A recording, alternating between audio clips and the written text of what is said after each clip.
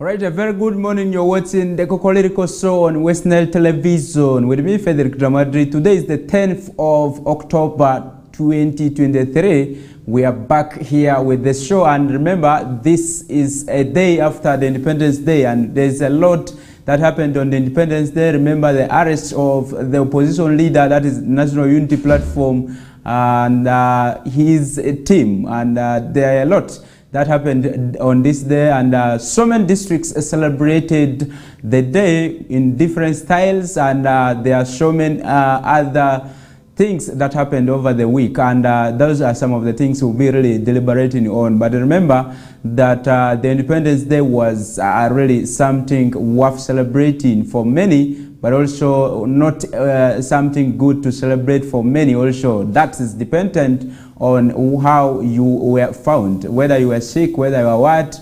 There was a day that was celebrated yesterday. So that is it. And also there's a lot that we need to do in terms of really moving forward. Remember, when events come like that, they always bring in dryness in the pockets. Remember, people spent a lot during those kind of days, but now after the day has passed like that, you realize that people start really shivering or really feeling that they're poor more than the way they used to be. There's something like income inequality that has been there, but also how you plan for such activities. It is also very, very important. I don't know how you spend your hours. You should be able to share with us on the Kokoliriko show and using the social media channels. Talk about the YouTube that you'll be able to really share with us how you spent your hours, whether it was worth celebrating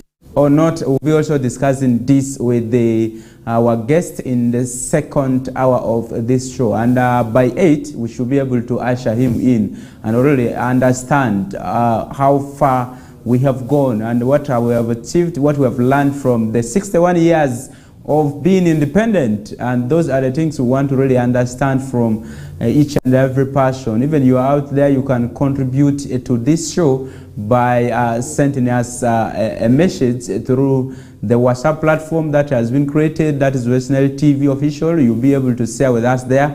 Or if you're not part of the WhatsApp group, you should be able to share through the YouTube channel. There's that Kokoliriko Live, which is there, and you should be able to check it, and also go to the comment box and be able to really share with us what you thought or what you have in your mind, and also about improving this country, taking it to another level. How should we really do it, and really what needs to be addressed based on the performance of the different governments, and what can really bring food on the table of all Ugandans. That is what we want us to share, and your contribution is very, very important in that. And remember, yesterday I attended the one for Arua district that was in Vurasau County.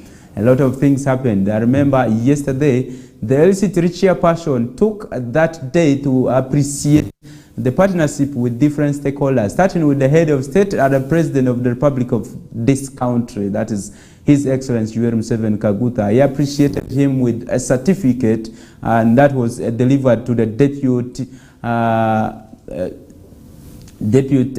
internal security officer for Western region, and that is really, really very, very immensely witnessed, and so many people were able to see that really done. And this was expected to be delivered at State House by this week. I don't know if that will reach, and that is what was really happening there in Arua district. But also, most importantly, the media fraternity was also appreciated. Remember, there were a number of stories of impact that were done from Vurasau County, and they felt that the partnership really worked very, very well. And whatever the media was able to do, whether some of them were allegations, whether there were some of them were not positive to the leaders, but they were benefiting the locals, really that was worth. And really he gave us also a certificate for the media fraternity from West Nile. And one of the key impactful stories that he told was about the issues of the closure of health facilities, but also the low enrollment in schools. And this has changed the narrative right now, and he said he has really witnessed a lot of changes in the management of these social service delivery points just because of the stories that people have been able to do. But also farmers groups were awarded certificates, border borders and so on, market vendors and other business persons, those that have really given taxes, that have given a leeway to for Vura to be really pronounced or seen as a vibrant sub-county in the district, but also a very good town council that is coming up with the very good strategies of development. And that is where really Vura's event really went. And also a number of issues came up. I remember there were so many divergent opinions coming from the leaders about whether we are independent or not, but also what has made us not independent. Remember, the other issue was stressing that most of the programs that are given to benefit the people, especially the parish development model funds, majority of them have been squandered. People have been using them in not really planned ways. Remember, people had to submit projects, proposals, and so on. But this has been diverted by so many of the beneficiaries.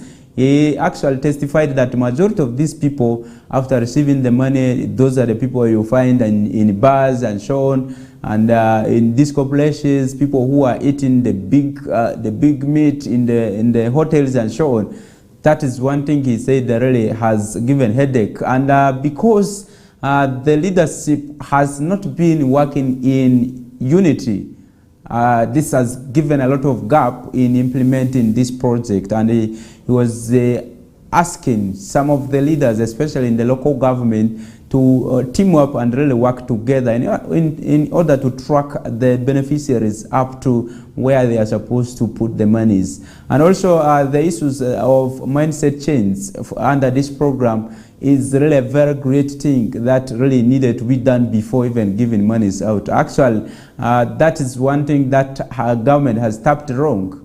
Because if you give money first and you start changing the minds later, how sure are you that this person will be able to put the money into right use? And that is what most of the beneficiaries have found themselves in. But also it is a big task to the leaders, okay? A very big task. And most of the people believe that this is government money, it is a free money, and it has come to save us from poverty. The poverty people want to eradicate is not by putting the money into projects to multiply it, but to use it for immediate issues, concerns that they want to address. And that is very, very unfortunate that if a livelihood support comes to you, what should we do? And they said this was really a seed capital. If you have received 1 million, you should be able to really use it maximally to raise 1.5 in a month or 2 million in a month. Because I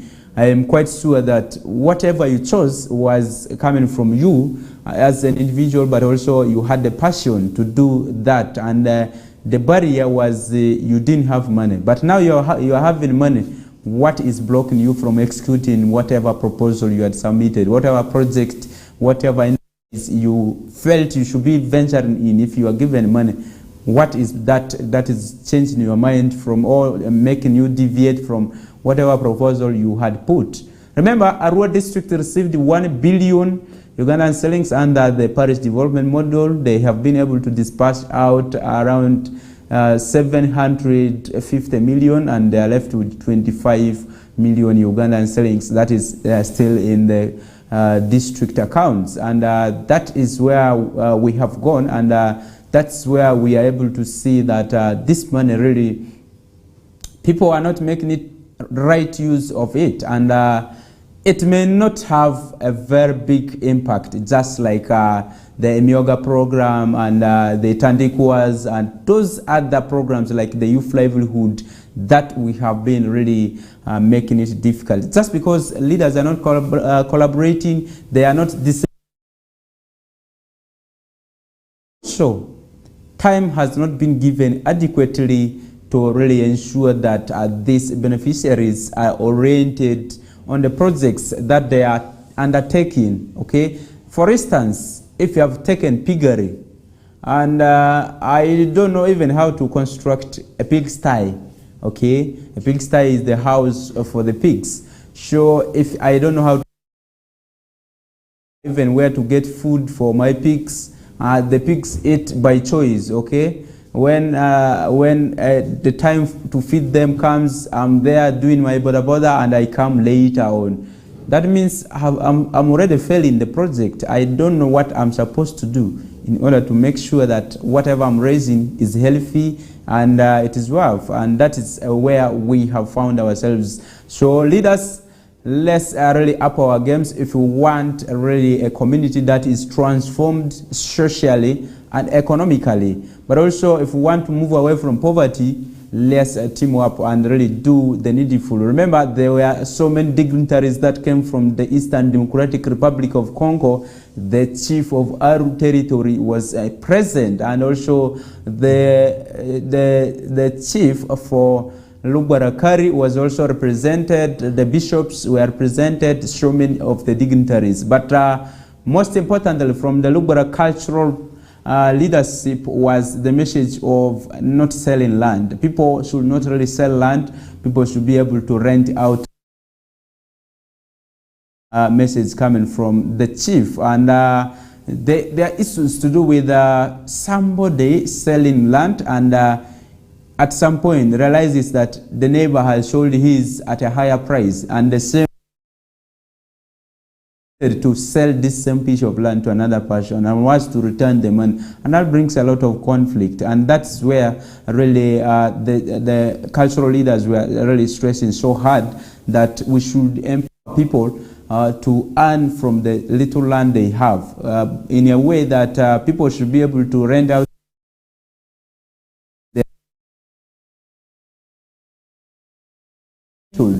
in order to secure their land. But also from the DRC side, the chief of Aru territory was able to clarify that the relationship between Uganda and the DRC has grown over the years, and they are seeing that at least it is becoming like one state. Okay, DRC and Uganda are becoming like one state, and in terms of business relationship, everything is okay. But now the cry is about the smuggling. The smuggling is so immensely witnessed, but they have a thought that if there is need to construct fuel stations, okay, in Eastern Democratic Republic,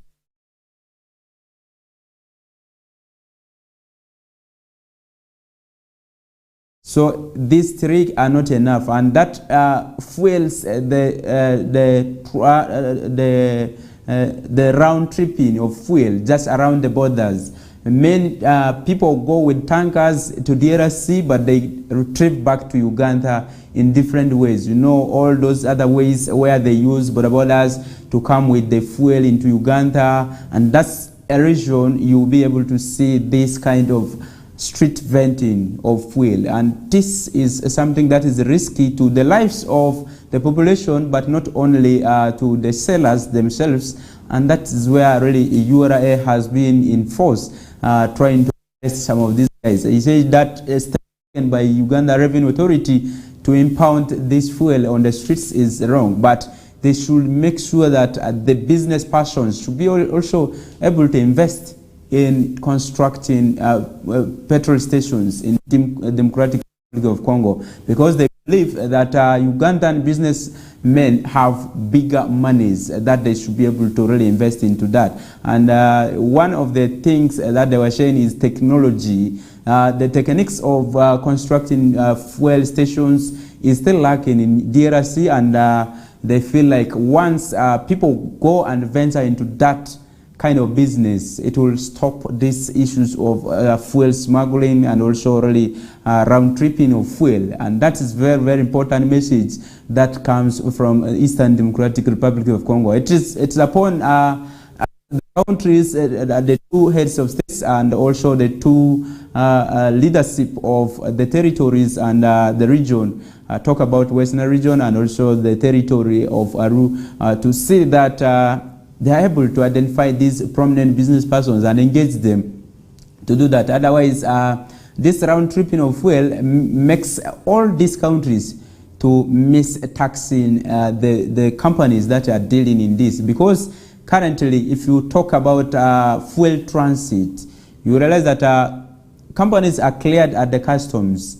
The only money they pay there is 20,000. Maybe if your car is delaying there and you are going to stay there for long, you pay 20,000. But if you are just one-way traffic, you are not supposed to pay anything. That means, and when you are moving, you will not pay any tax apart from you paying it in Kampala when you are coming with your goods in bulk. But the charges are not all that much, based in depending on maybe where you are going. Like for instance, if you are moving to DRC, that means you will only pay at Mombasa, and then you move through Uganda because you are here, and you will just move straight and you will not pay so much. And that means Uganda will lose taxes because the fuel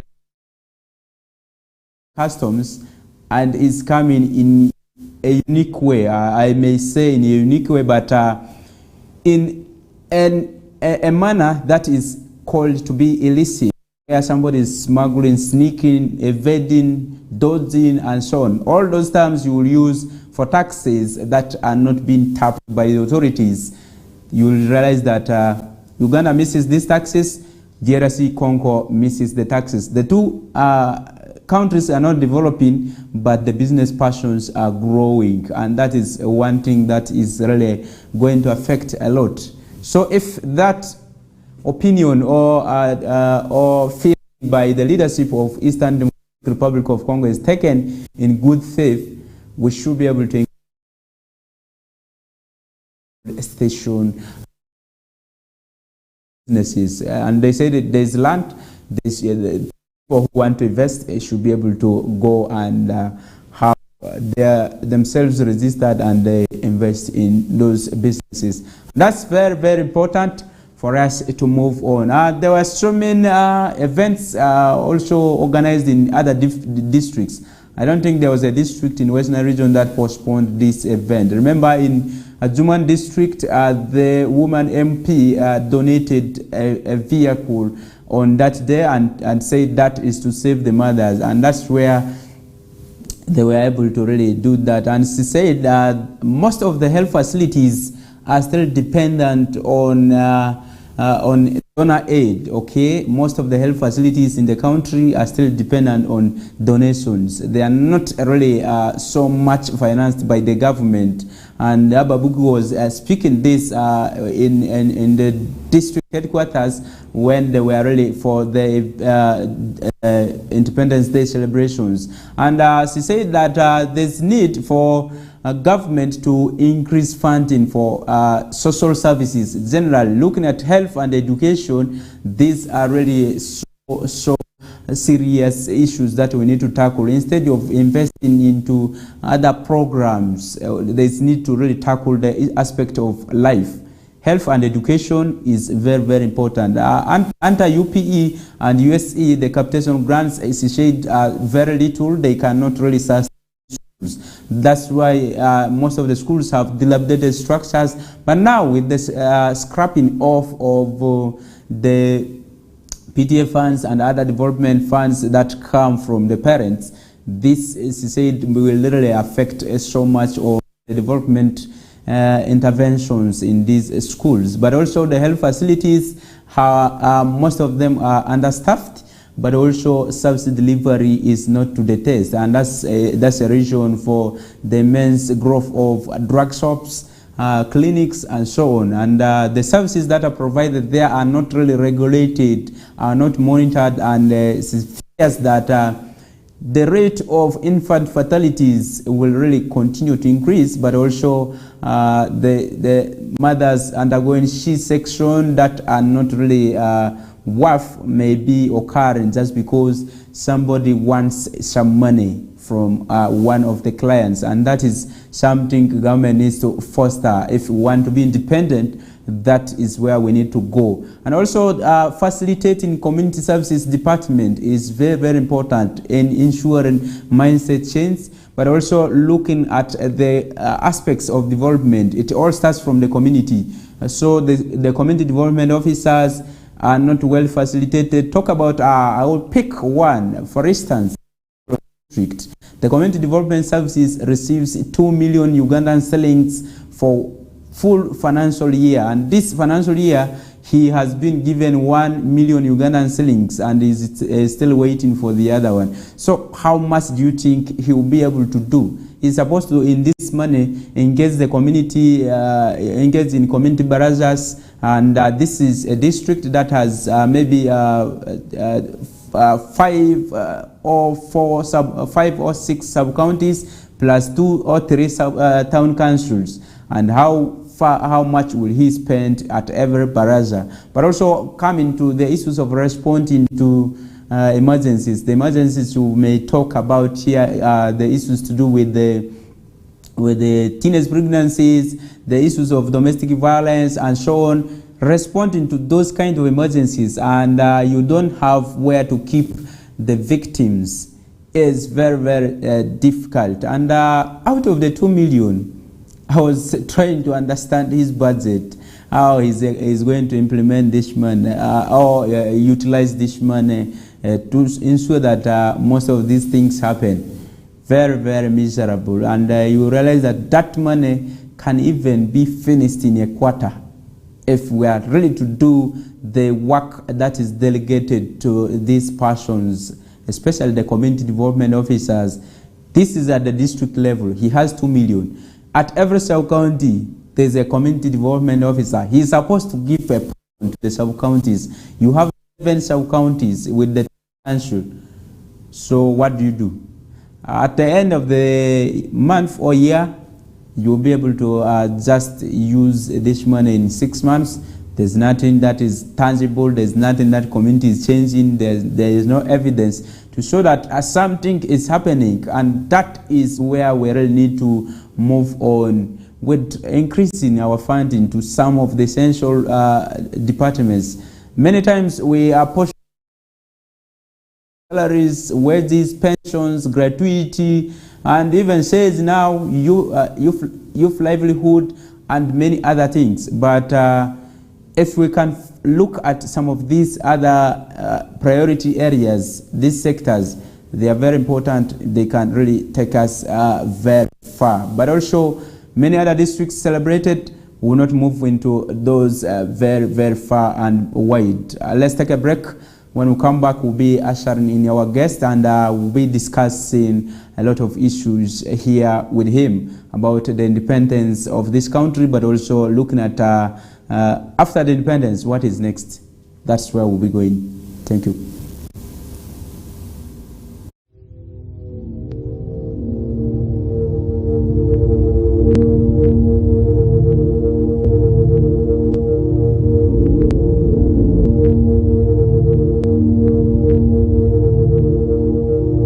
West Nile TV, lighting up the region.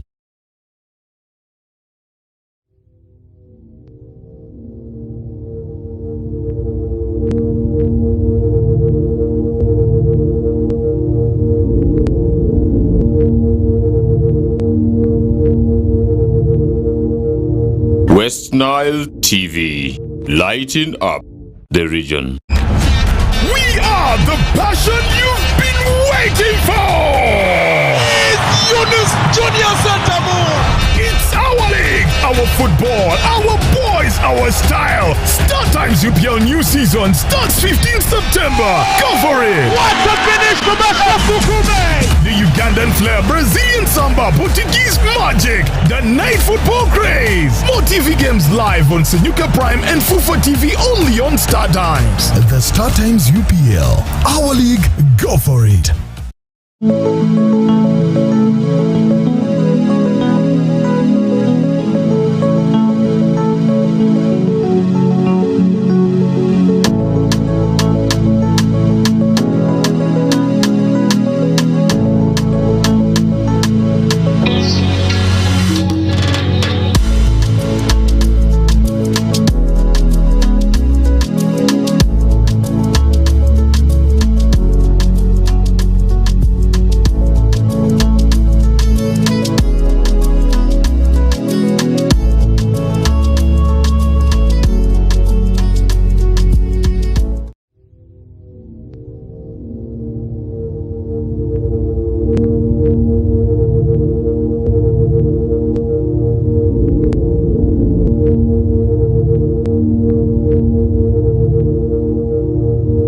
Nile TV, lighting up the region.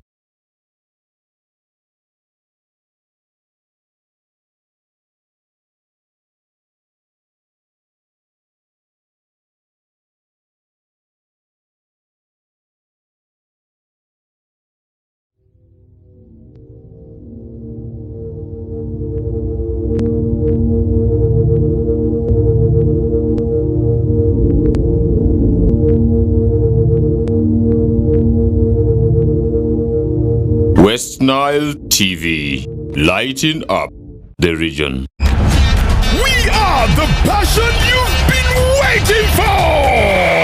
It's Yunus Junior Santamu!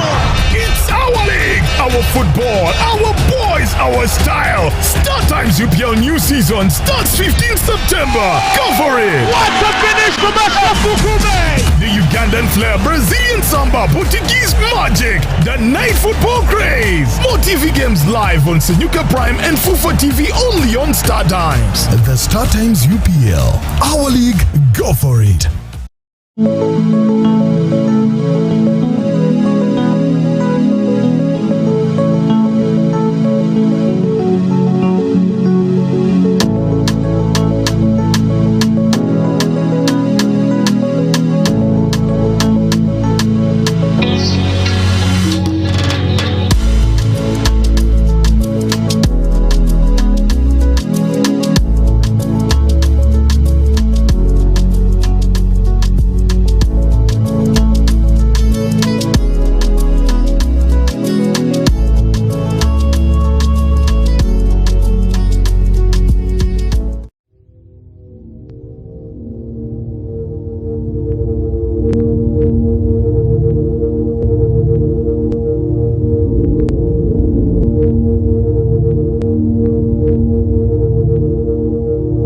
West Nile TV, lighting up the region.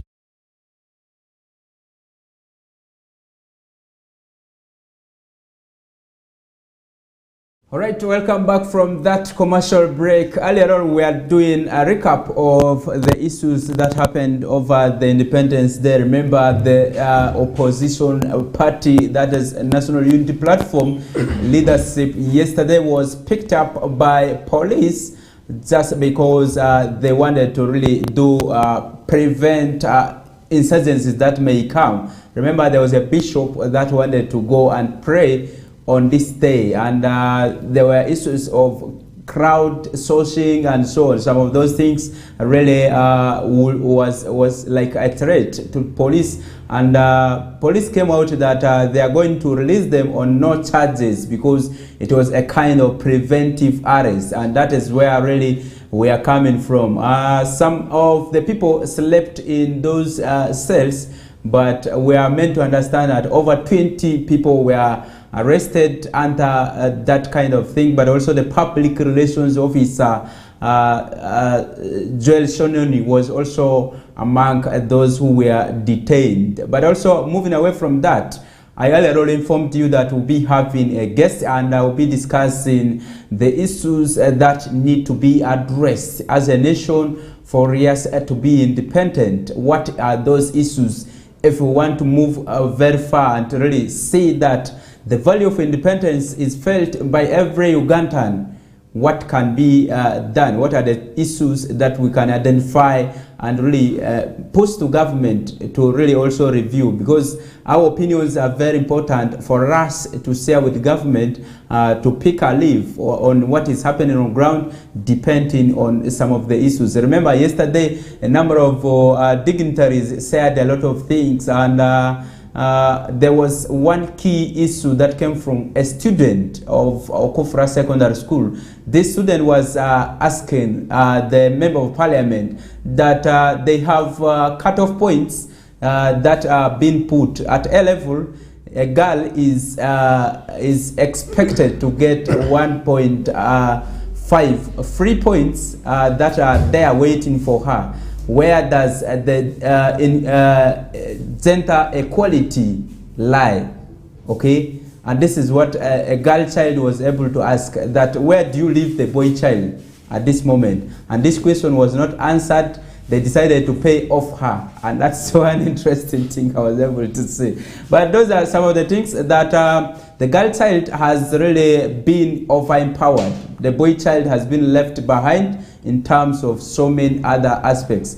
As we are talking about the issues of grooming the children, you realize that the girl child is paid special attention right now. And you realize that most of the boys have become hooligans on the streets, as some of them have become threats to the nation. You have never seen a government complaining that the rebels that came here were led by women, okay? Those are some of the things. And if we don't groom them very well, and we don't look at all the aspects of life for both children, it will be unfortunate. And much as there are so many advocacies that are moving all around about the protection of the girl child, doing the issues of gender equality, we have left out the aspect of balances in terms of delivering services. There are some things that are unique for the girl child, but there are some things that cut across, but we can balance them.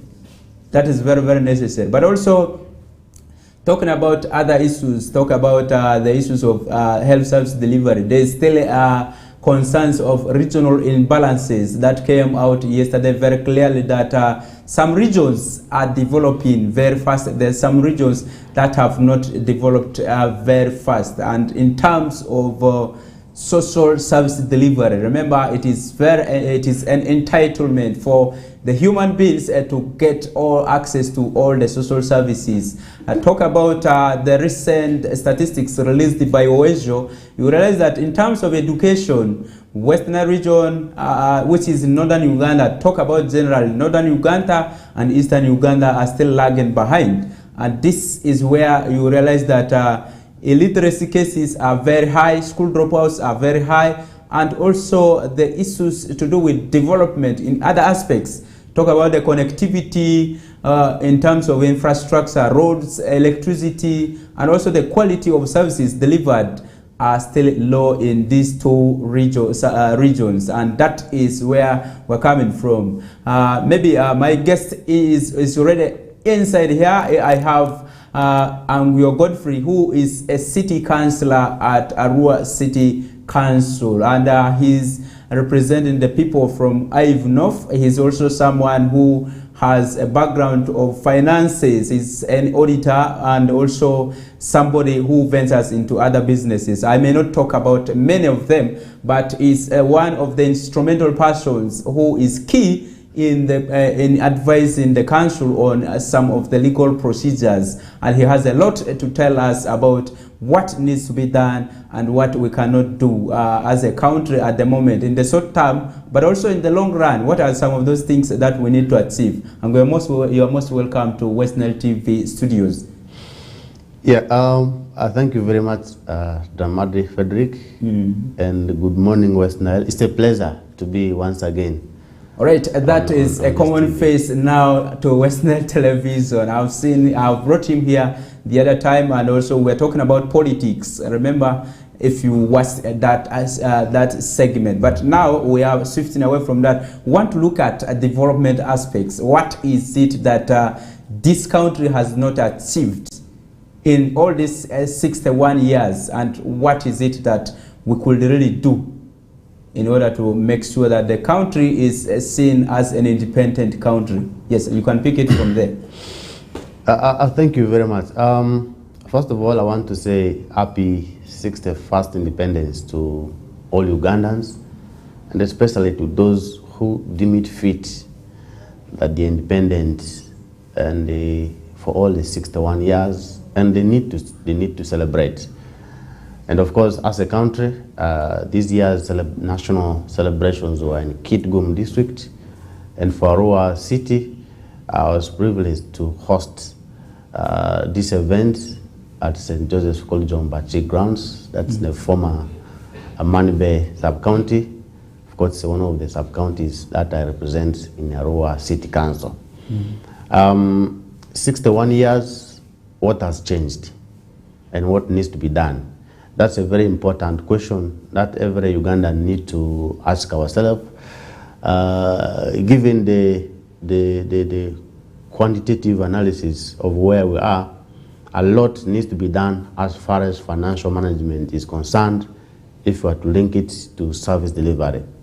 As a country, of course, we had 62 trillion budget, which was passed for financial year 2023-2024. And of course, if you look at the budget vis-a-vis the debt burden, we are not doing well. Over 80 trillion in terms of debt. And as I'm talking now, you who is viewing me, you have over 1.7 million debt on you, which we are supposed to pay as a country. And giving now the analysis to the cost of living that Ugandans are entangled in, and giving the economic environment under which we're operating as a country, a lot needs to be done as far as our governance and management system is concerned. Now, as you're well aware, Bank of IMF, International Monetary Fund, and the World Bank has already indicated to Uganda that they are going to cut the funding that they used to give to us by over $6 trillion to finance some of the recurring expenditures that they have been financing. A lot of eyebrows have been raised as a country. $6 trillion. And if you look at the debt per capita ratio, we are at 48%. So meaning 48% of our finances in this country are not monies that we generate and use from here. So that clearly shows that economically we're not independent. We are still far dependent on other countries. During the scramble and partition of Africa, the British took Uganda as one of their colonies, managing most of the resources in terms of finances, in terms of administration. But what has changed? Clearly, you'll be able to see, yes, they have given us the administrative part of it. You cannot be able to elect your leaders from LC1 up to the president. Yes, you're independent in terms of leadership. But in terms of the general governance, are we independent? The answer is no, because we already have strings attached. The other day, you saw the Western countries are saying, if you pass the Anti-Homosexuality Act, we are going to stop funding most of your activities. So what does that mean? It means we still have a lot of neo-colonialism, which the British and other countries are practicing in this country. So, yes, I want to congratulate President Museveni and the entire countrymen and countrywomen for standing firm to protect our cultural values and for passing the Anti-Homosexuality Act, which of course now is a law. Anyone found practicing it will be dealt with according to the clauses of the law. So you'll be able to see after that what has happened. And let me tell you, most of our interventions are being financed by external NGOs. And clearly many of them are already pulling out. Many of the NGOs have pulled out, and it is really affecting a lot of service delivery in many of the health sectors and education, because they said, you've passed the law, we're going back with our money. And they're already going with their money. So what is the implication?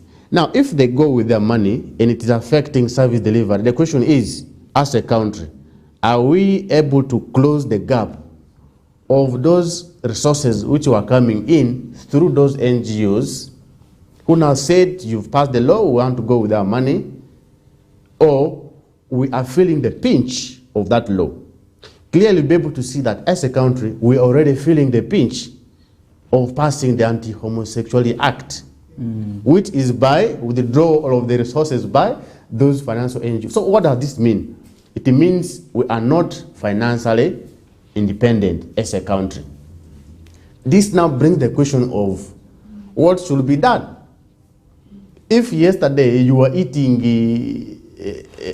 2 kilograms of meat in a family of 3, and of course children eat, they bite a piece of meat, they put the remainder in the plate, and then tomorrow they pour food with it. they pour it down. Tomorrow they pour it down, or they give to the neighbors. But tomorrow you are unable to buy the 2 kilograms of meat, and what you can only afford is a half kilogram of meat, because you are borrowing most of the money to buy the 2 kilograms of meat. What should be done? Clearly, we need to apply the common saying. One of the poetic artistics who said, we need to cut your coat according to the size of your cloth. That is the time that as a country we need to implement that saying. That yes, the size of our cloth has reduced, and therefore we need to start cutting our coat according to the size of that smaller cloth that we are left with. And what does this mean? This comes back in terms of management, it comes back to budgetary analysis. What are your priorities as a country? That's why we should go back to the drawing board. And let me open to you. This country is one of the richest African countries in this continent, Uganda. But what's the issue? The issue is finance management. We are using a lot of resources in non-productive activities which cannot generate money to this country, which cannot bring in good service delivery to our people. Okay, let me ask, what are those non-productive activities that we are venturing in? Because you earlier on brought for us the background that every Ugandan has at least 1.something million to be paid as a debt. Are we really also really safe that we'll be able to afford to pay some of these monies? And what are some of these non-productive activities that we are so much interested in, but other than really focusing on things that are able to bring us returns, but also make sure that the country is able to progress further? Well, you're well aware, over 80% of Ugandan economy is dependent on agriculture. And with the ever-increasing population within the country and also worldwide, if Uganda got stuck to where they can be able to maximize their efforts to production of agriculture and engage in value addition, Uganda will be able to generate a lot of money in terms of agricultural production and export. But you ask me, when it comes to budgetary indicative figures, how much money has been earmarked to finance agriculture? You'll be able to see that agriculture is one of the least funded priorities in this country. And yet, Uganda is known to be an agricultural country, given the limitations that they can't compete in terms of industrial revolution, which has already occurred in the Western countries. So, yes, we are an agricultural country, but we're not putting a lot of money in agriculture. So it means you know where you can make money, but you are deciding that instead of financing agriculture, you put a lot of money into security. Security is one of the most and highly funded sectors in this country. But the question is, what type of insecurity are we fighting? Basically, be able to see that Uganda is looking at fighting the physical insecurity in terms of rebels versus the citizens. However, there's that very bad type of insecurity, which is like a Cold War, the economic insecurity. Let people be hungry. Wait at your home if you have a family. Make your children be hungry. And tomorrow you ask them to go and do for you some work. A hungry person is the most deadliest. So therefore, we are looking at buying a lot of artilleries, buying a lot of weapons, but we are not looking at solving that problem, which is the economic aspect of it. And in my own view, that's where we should go. So when we look at that area alone, agriculture, little financing, but security, you have a lot of financing. 2, administration. You've already had members of parliament. Of course, some members of parliament, like Honorable Semun Uganda, giving an analysis of how the unclassified expenditures is being financed. We've gotten reports that the financial year 2023-24 budget for unclassified expenditure, State House, has already been burnt down within a quarter, and we are still left with 3 more quarters to finish the financial year. So what does this mean? Supplementary budgets. Where does money come from? Those already approved budgets for other sectors, cut, bring to unclassified expenditure. Administration, we're overusing money in terms of administration, and yet the core aspects which could bring money, we're not injecting much money. That's where we have money going into unproductive expenditures. So this, at the end of it all, you're spending money on things which are not going to have a multiplier effect. At the end of it all, this is going to become unsustainable, and the time has come. So what do we do now? You go and borrow. Why do you borrow? Because the budget that you had for administration is over. You go and borrow money to go and start paying salaries. By the way, those recurrent expenditures, the time you start borrowing money to finance recurrent expenditures, just know as a country you are finished. Money must be borrowed to put into productive use, which must be able to generate money and you be able to repay.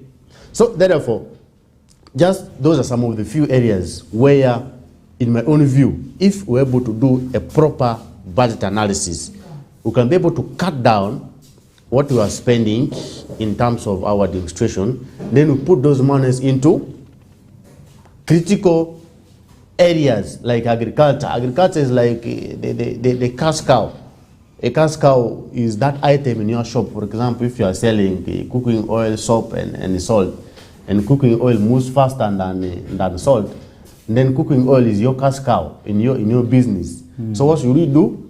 Put more money, buy more cooking oil, because many people are going to come and buy, so we'll be able to generate more money, but buy less salt. But what is Uganda doing now?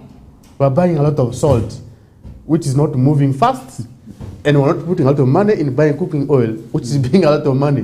And that's where we should go back to the drawing board. Okay.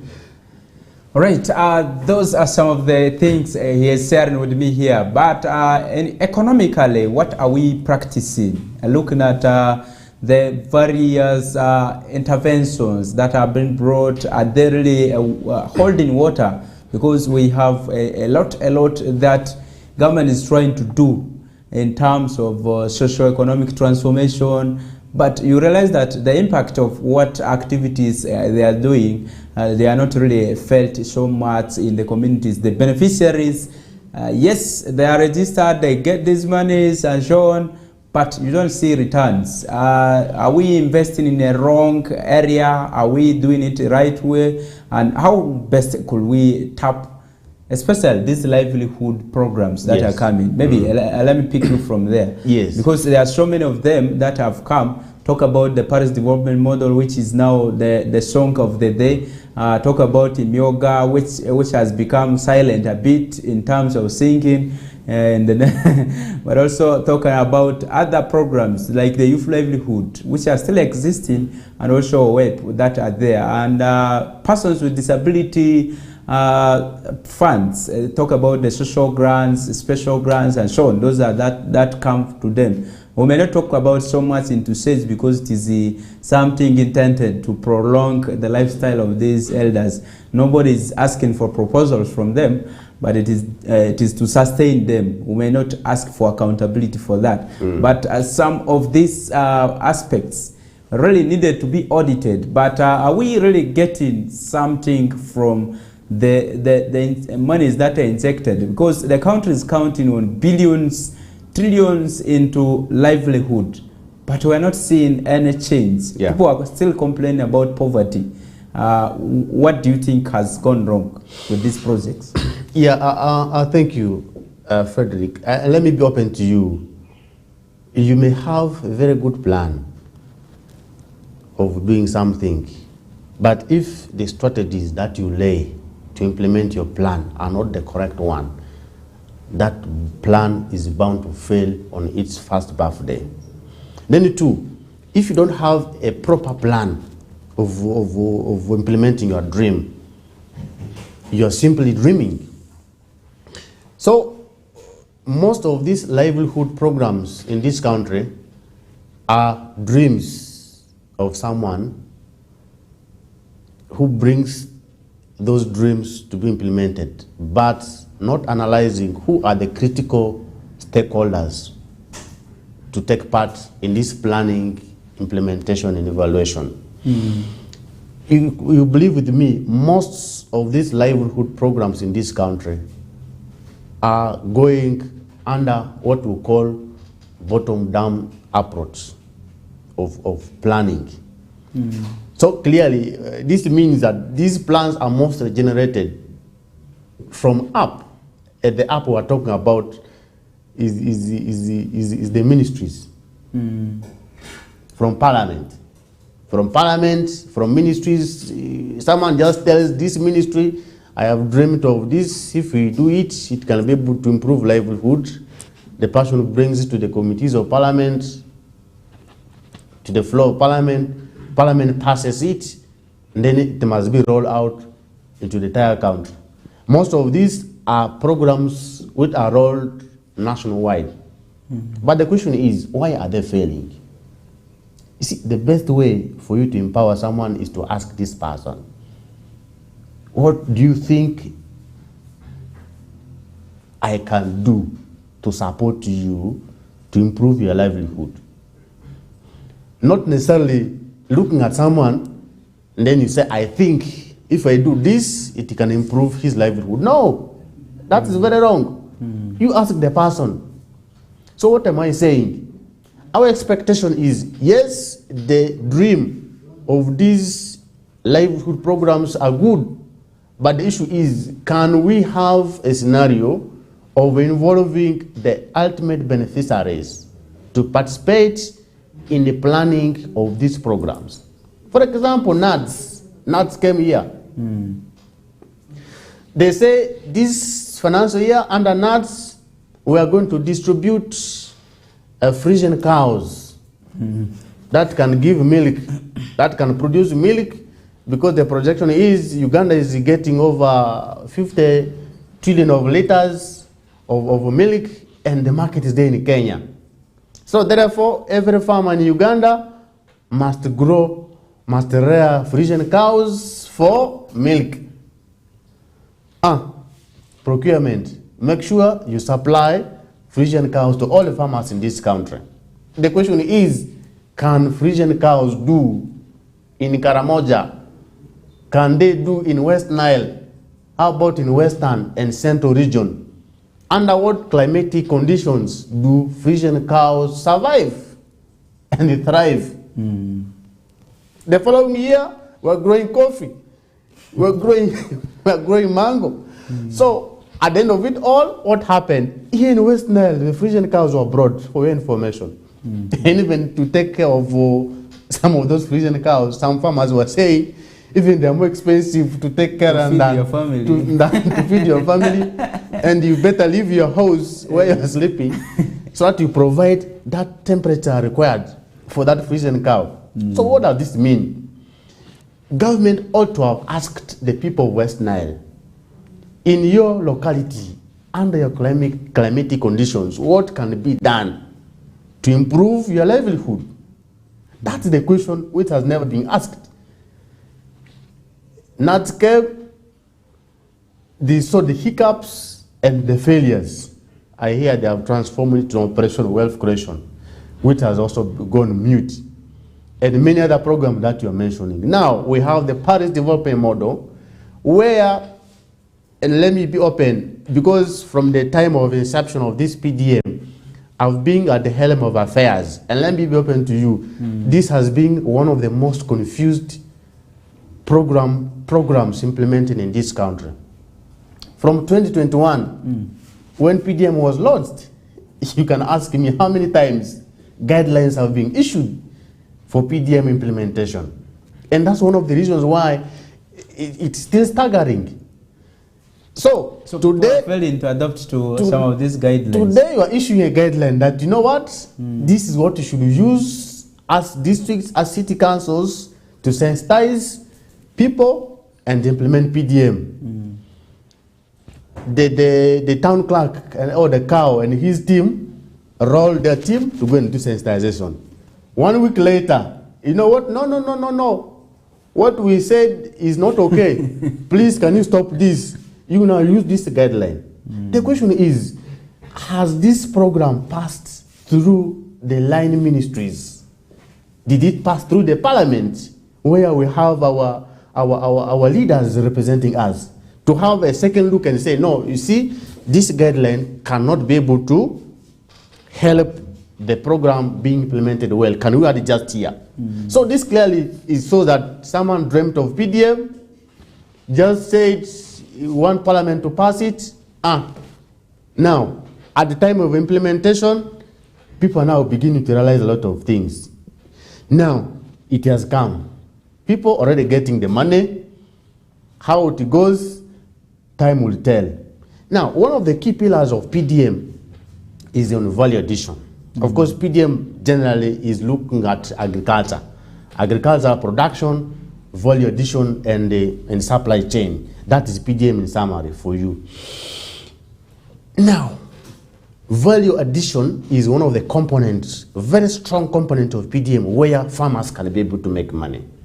For example, if you are an enterprise group that chooses to grow maize, meaning from maize, once it is ready, it can be taken to the machinery, they remove the cobs, so that you can have one animal feed made from the remains. Then two, you can have a first class sposo, a second class sposo. So meaning from a grain of maize, you can have 3 to 4 products. That is the value addition. Meaning instead of growing maize, you can just sell it to people who make this anyoya, and they cook it wholesomely, and you sell cheaply. You can actually have a lot of money generated. That is the value addition.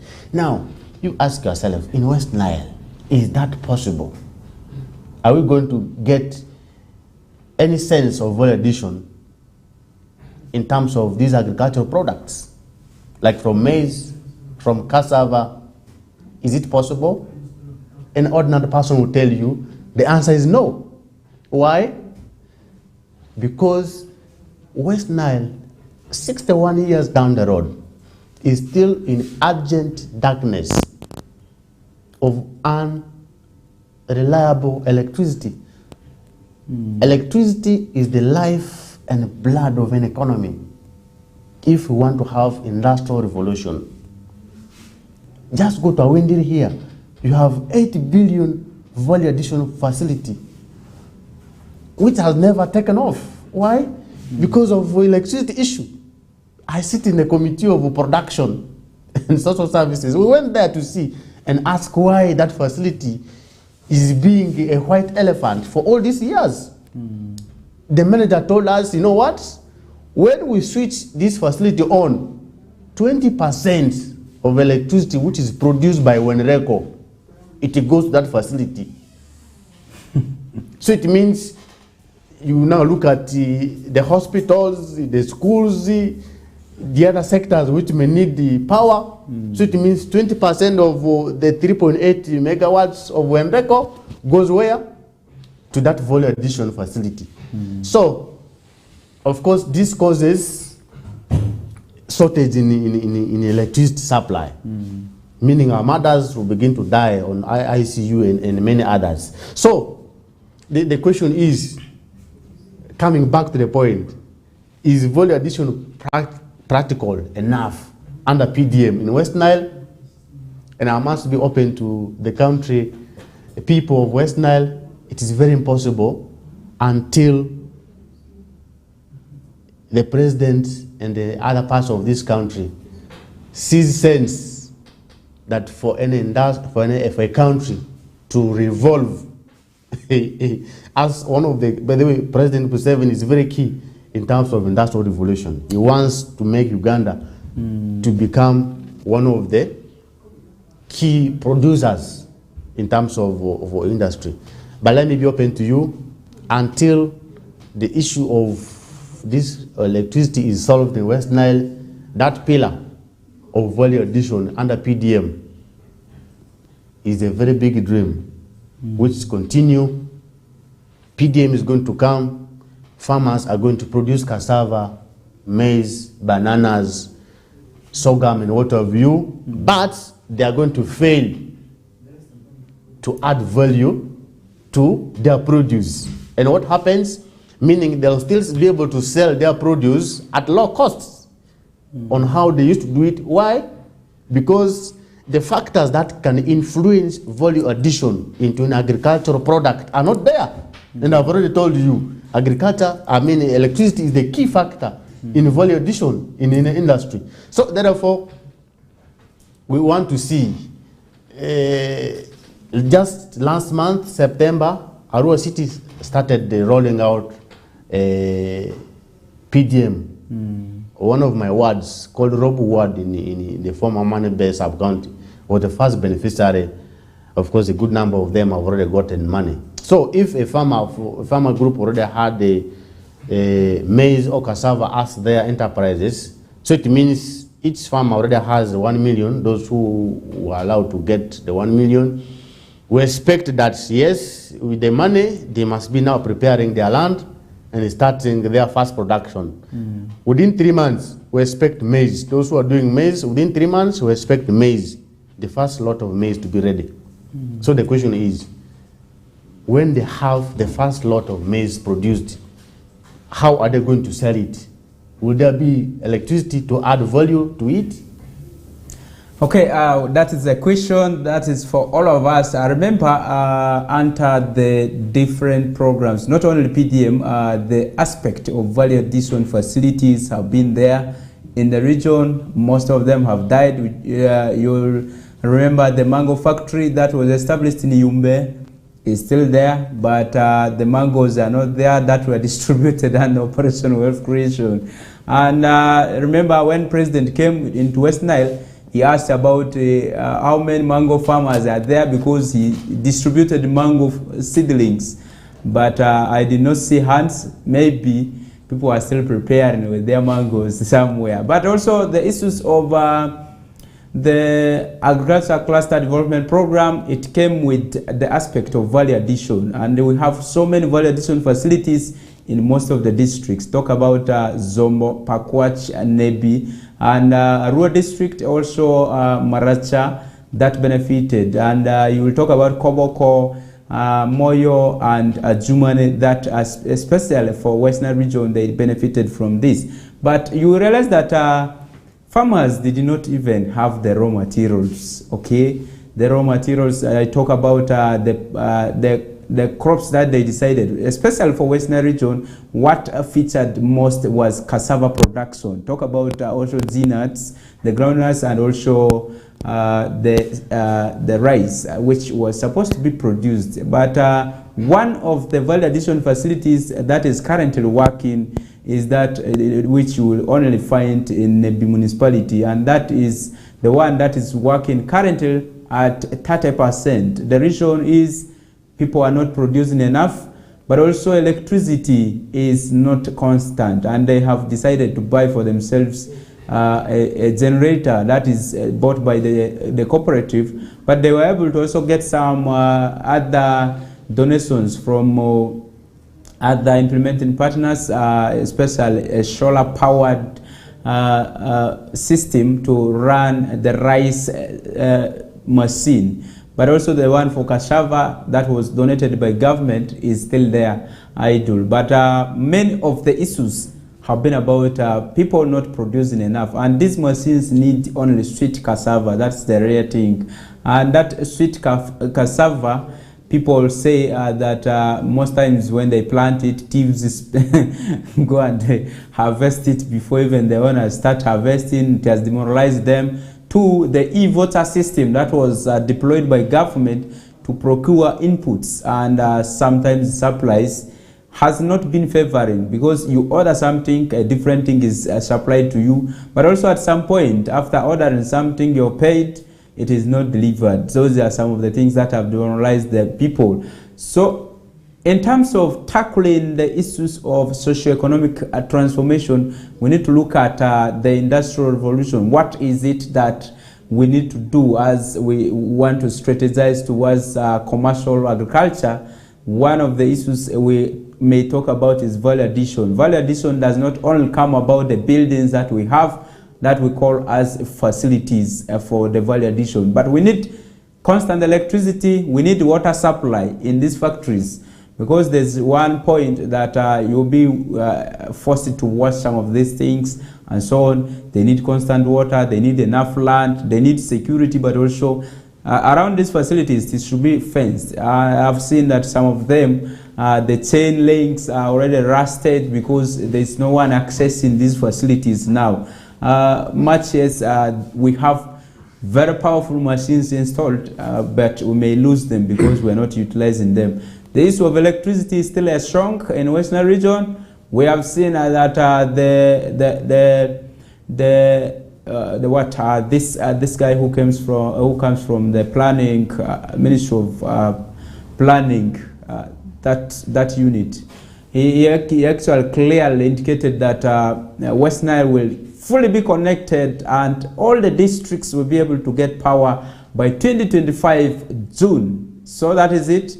But the substations can be opened in 2024 June, and that is what he was saying. But because of the issues with the rural connectivities, talk about the connections at other sub-counties, even some of the health facilities have not been connected, the churches as promised, and also the mosques, talk about the schools, and even some of the headquarters of some districts have not received. But even Obongi has only received the power poles at 6 meters from the border from Yumbe, and that means power has not reached any of the sub-counties or the district headquarters in terms of the facilities that are being connected. So there's a lot that is to do with connectivity. So there's no expectation of the use of national grid by this year. That has been confirmed. So if you are waiting, it will be until June 2024. That is the official statement that has been said. But all the rural sub-counties and so on, other places will fully be connected by 2025, and that is one thing that we need to see it in that perspective. As we fight for poverty eradication, what are those things that are still missing and that we need to really move further to talk about and really ensure that some of these gaps be filled by people who are concerned? By the way, sometimes when you share good knowledge, there are people who are not bothered about what you are sharing, but there are some people who look at sense in whatever you share.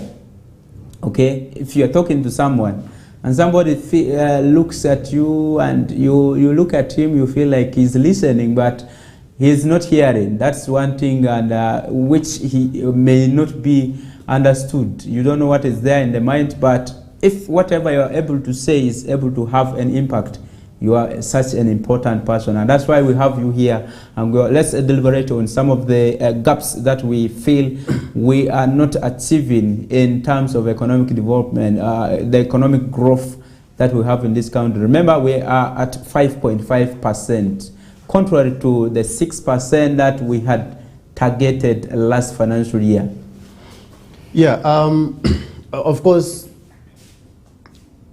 poverty is one of the key factors that has affected the quality of life as a country, and then also globally.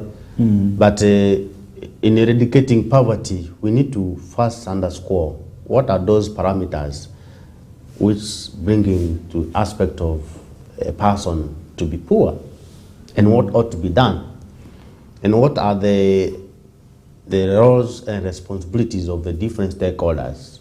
To eradicate poverty is not a one-man show. This is a circle which must be undone. It starts with, first of all, the individuals in this country to analyze the economic environment. What can they do to generate money?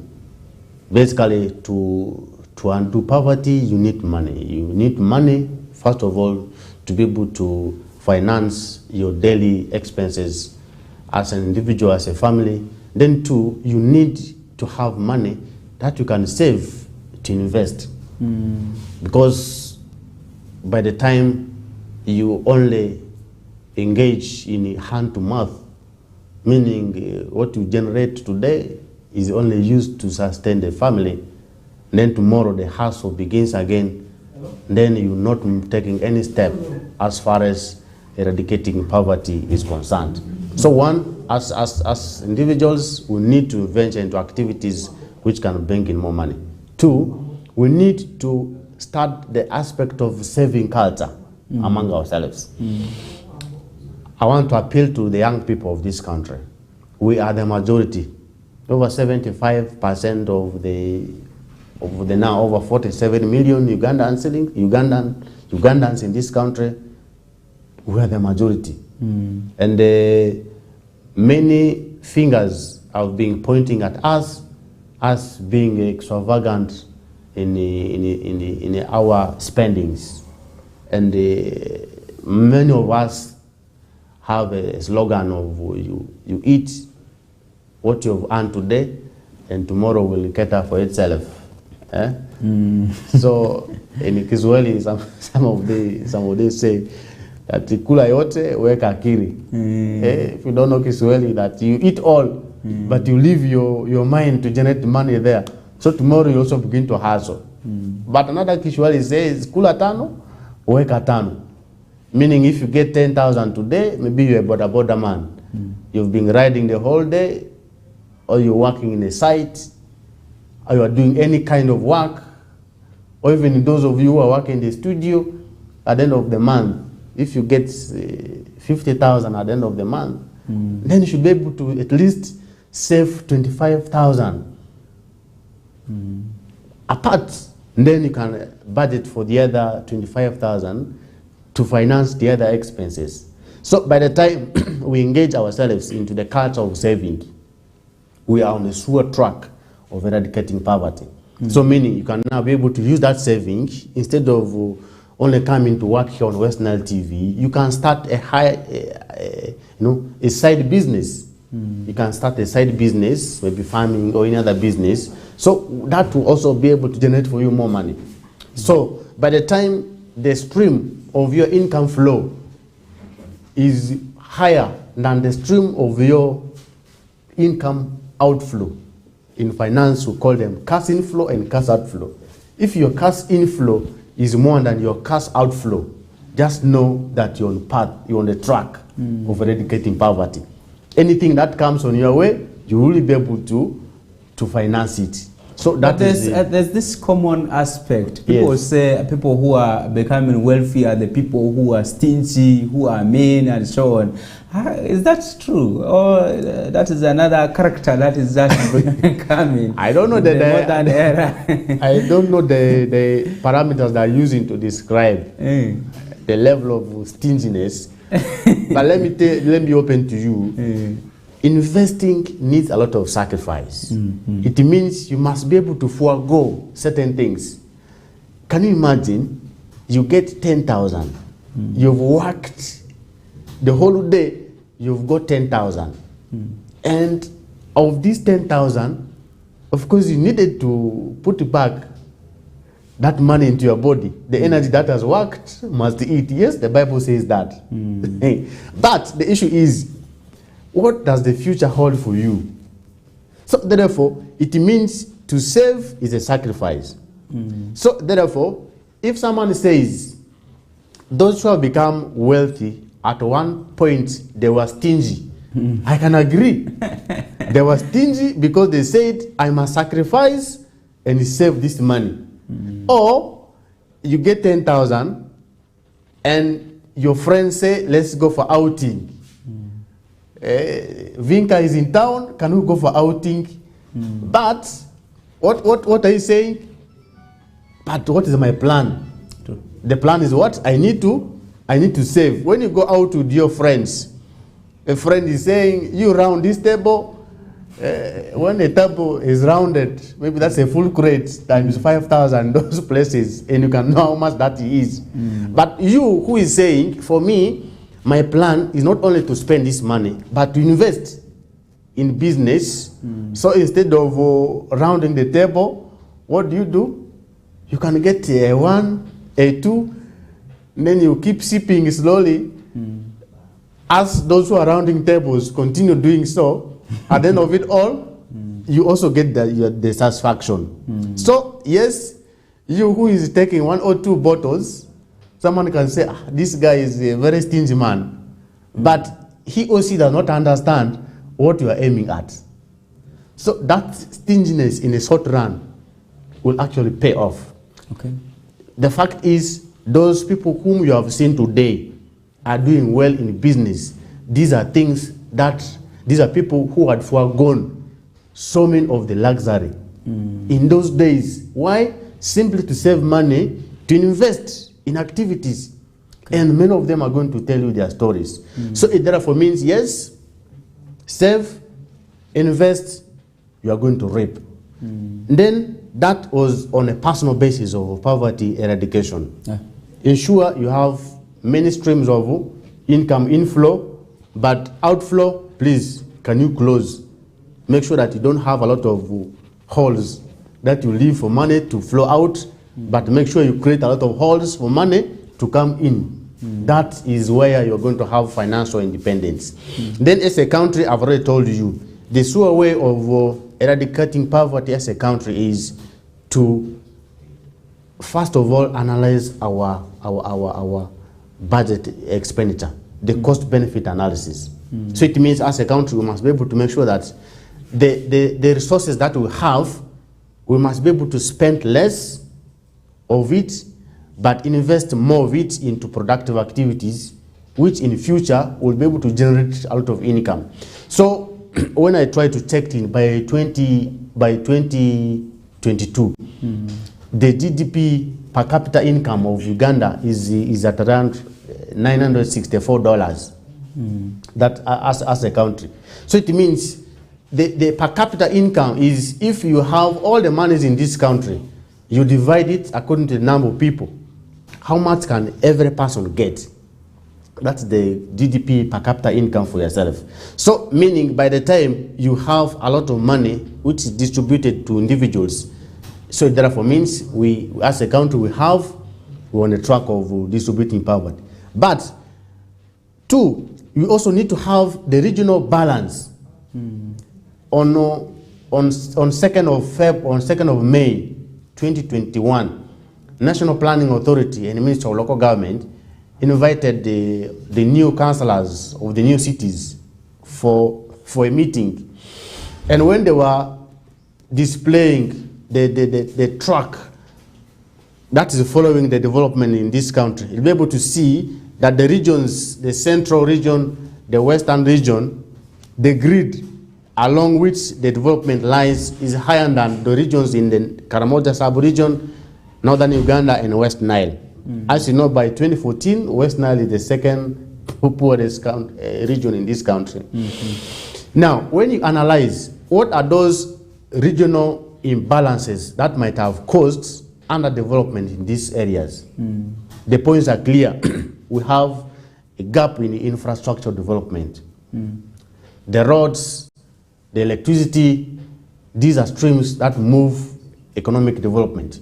And that's one of the core areas where government, if government wants to balance income distribution in this country, government must ensure that the facilities which are availed to people in other parts of this country must be the same provided here.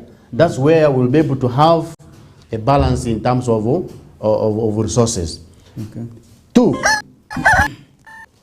just a month ago, a Bank of Uganda came here where they have been giving soft loan facilities to business people in other parts of this country. But as West Nile, how many people are being benefiting from that money? You, the media people, you were there. You saw what happened. So in West Nile, only one person benefited. And yet, in other parts of the region, many business people have been getting this money. Okay, maybe we'll continue with that discussion next time. Maybe, Uncle, your last words, because we're time bad. Yeah, I thank you. I want to say, for us to make sense of this independence, we need to create a lot of impact as far as, 1, our analysis in terms of resource allocation is concerned, the resource usage. Then 2, realigning ourselves into the current trend of political, legal, and economic events where World Bank is pulling off, but our income resources have remained stagnant. Can we go as a country, go back to the drawing board so that we can be able to adjust our expenditures according to the available resources? That is if Uganda wants to become economically independent. Okay, that is it, and we're moving up next to the newsroom and have that news in Luborati. I've been here with Tango Godfrey, who is a city councillor in Arua City, but also is an economist in this country. He has done a lot of things to do with auditing of